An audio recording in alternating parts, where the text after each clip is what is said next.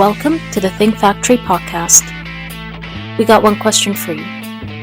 What keeps you up at night?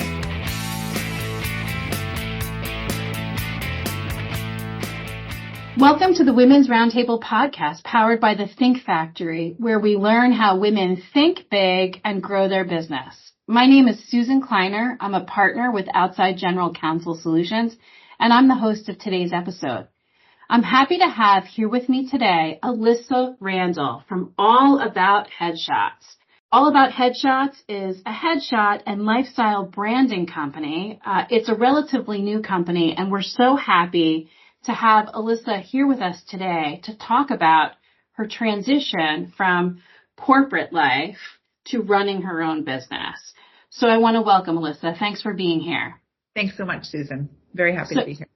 So as we're getting started, after I was introduced to you and talking to you, it is so inspiring and amazing to hear your story and hear about how you're now living your life's purpose. And I know that people can't see you because this is a recording, but when I see you talk about your business and the things that you do, you light up the screen, right? Which is amazing. So let's take a step back. I'd love to hear a little bit, if you want to tell us a little bit about All About Headshots, but then I'd like to hear about the circumstances that led to how it began and how you found your life's purpose. So that's a lot. So first, tell me a little bit about All About Headshots.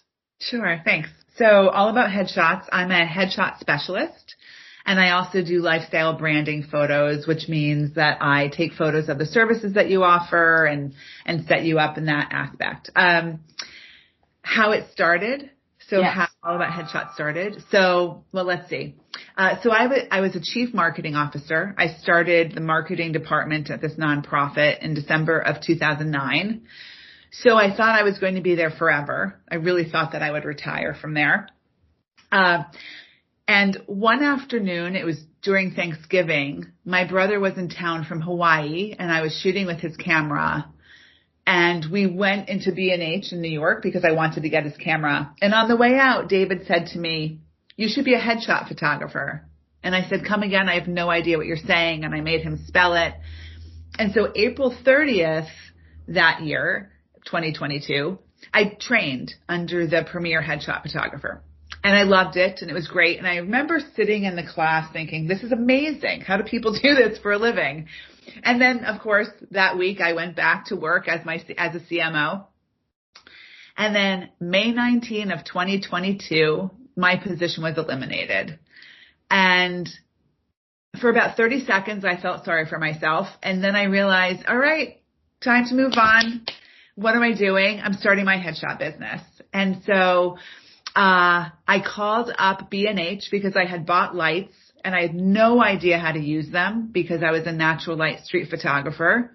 And for those of you who know about street photography, you don't have lights.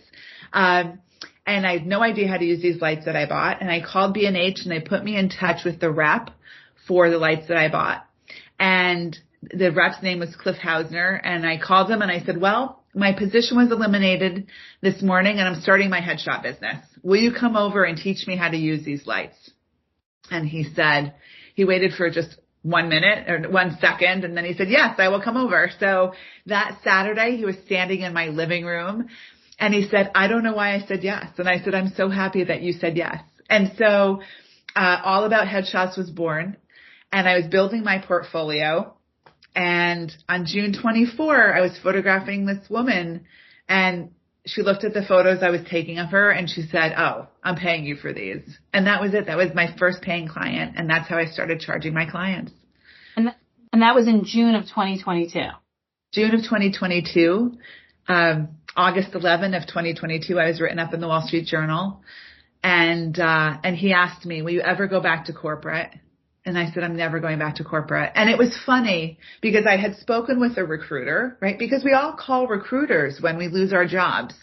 That's our step, a natural step. Right. And I remember speaking with her and I said, I'm starting this photography business. Let's touch base in 3 months. She called in 3 months. I said, let's touch base in 3 more months. And so we spoke in December and I said, I'm never going back to corporate. And it was just this unbelievable freeing journey, this crazy adventure. And I highly recommend it to everyone. Wow. So let's back up for a minute, because obviously, if you were the chief marketing officer for this national nonprofit, you were very successful with what you did. And I have to imagine that a lot of your self-worth was wrapped up in your job, right? And how you identified yourself, and you were probably really proud of the work that you did and felt good about it. And, to lose, to get terminated, have your position eliminated at that stage, for a lot of people would have been, really, really difficult. And the fact that you were able to pivot so quickly is pretty amazing. But I imagine that you had already been thinking, having these thoughts, thinking about, your life and how to change things before May 19th, right? So I'd love to hear a little bit more about, how did that happen? How did you take these risks and make these decisions to lead you where you are? Yeah. So yes, absolutely. So the nonprofit was state-based, but helped organizations across the country. And I absolutely identified with my position. It's funny. People would say, "Hi, who are you?" And I would say, "I'm a CMO." That was my identity. Right. And I loved my team. But it really, I really thought I was going to stay there until I retired.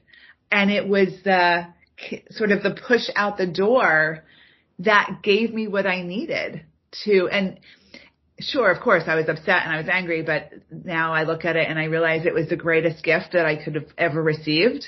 And so, no, I wasn't really thinking about anything after that company. I had trained in April and then been eliminated in May. So it really wasn't a long planning time of what else I could be doing. Wow, that's so amazing. So how fortunate were you that you had, you took a chance and you took this class that you did on headshots, and then you weren't afraid to ask for help. Right. And you did this immediate pivot. And I think you've probably never been happier, right? Yeah, never. But now there must have been people at the time who said, "Alissa, this is crazy. What are you doing?" Yeah. What did you do about those people? How did you quell that? Stop that negativity, that criticism, or even people saying get real. How are you going to make money with this? What was your strategy in dealing with that? Yeah, no,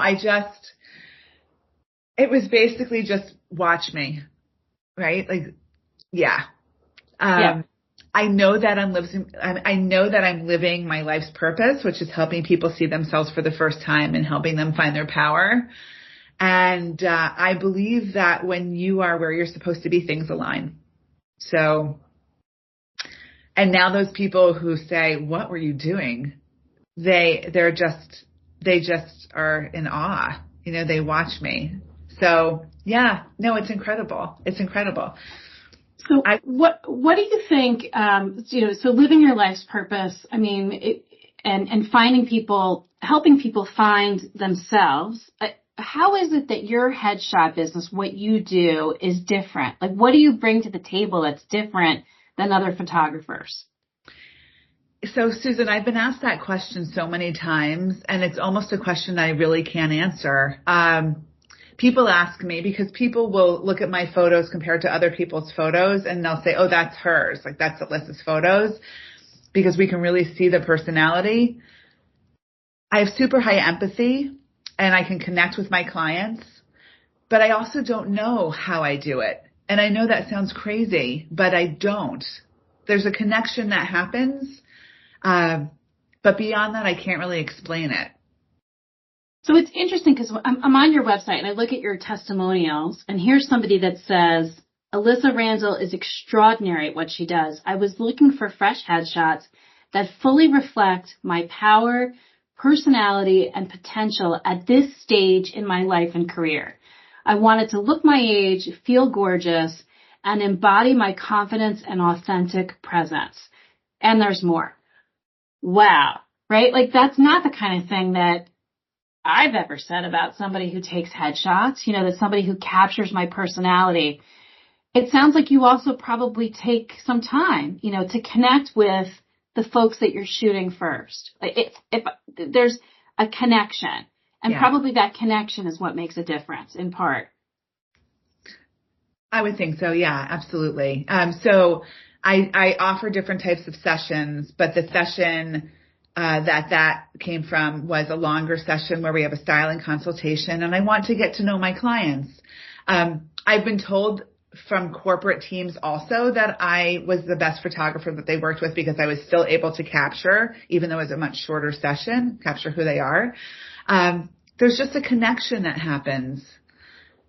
So yeah, there's a connection that happens. So you also, in addition to doing these headshots for corporate and for individuals, you also give back. I was reading about, you are an active volunteer and you actively assist other people through headshots. Can you tell us a little bit more about that and what led to that? Yeah, absolutely. So I am very empathetic. I have high empathy, and I also think it's really important to give back. And I feel incredibly blessed and grateful that I'm able to do this. And so I partner with different organizations. One of them is the Food Bank of New York, where I donate headshots to individuals who qualify for VITA, which is low income. I also partnered with another organization who works with moms who have children with special needs. And then I donate my services to Rosemary's Rescue Ranch. Anyone looking to foster or adopt a dog, Rosemary's Rescue Ranch in Verona, New Jersey. They're an amazing animal rescue.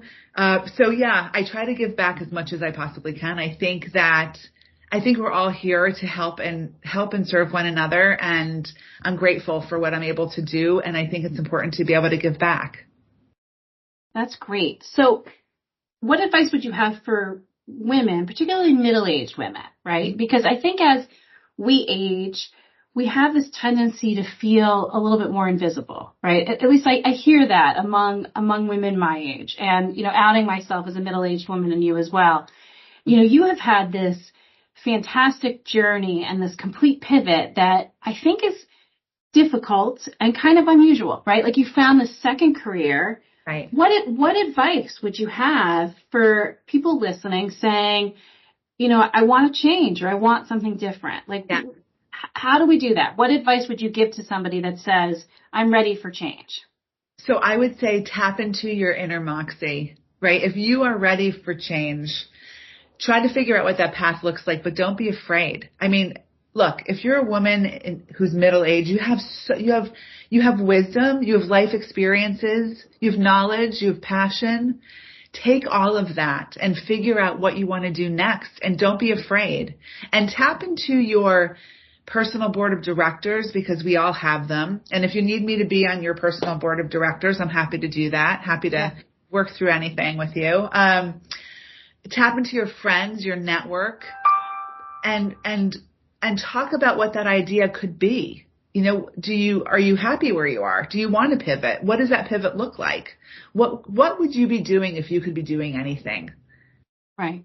I think you said that, what could you do if you could be doing anything, but also finding the strength that's already there. Like you already had all of this moxie, this drive, this creativity. Yeah. It was there all along, but you just found a new way to channel it and to live your true life's purpose. Right. I had, when things were a little bit rocky at the organization, I had reached out to a coach and I said to her, I want this incredible second career where I'm talking to young women and telling them about that they could do anything. And she said, describe that person. And I said, she has moxie. She's creative, energetic, sophisticated. She's smart with business, empathetic. She's strong and inspiring.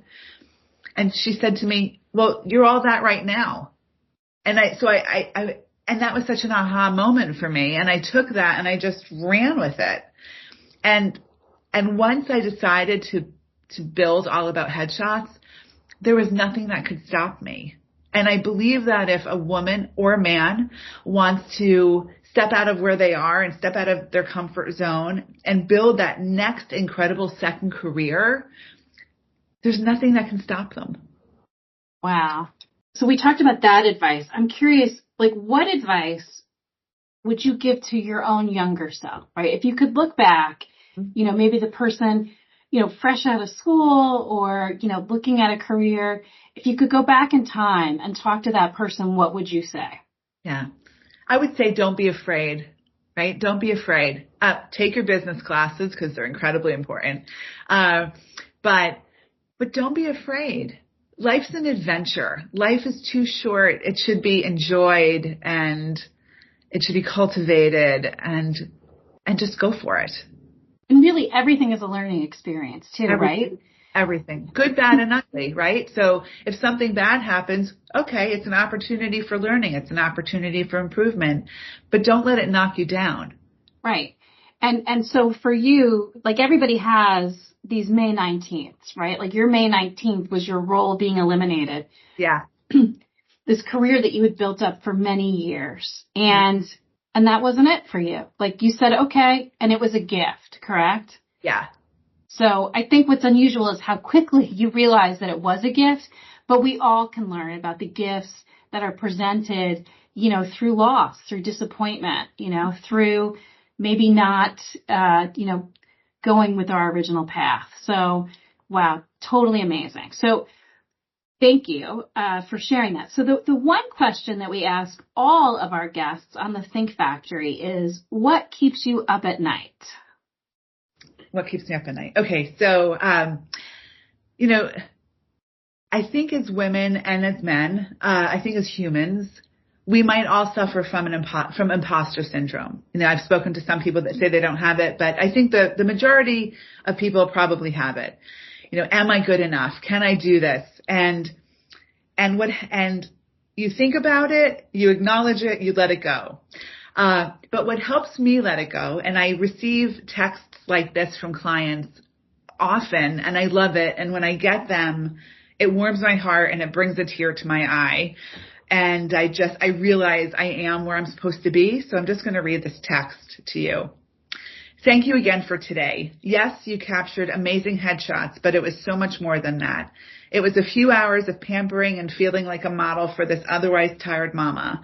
It was the push I needed to invest in me by finally getting new business clothes for my post-kid body. It was about setting me up for success with my next career move. But most importantly, the session brought confidence.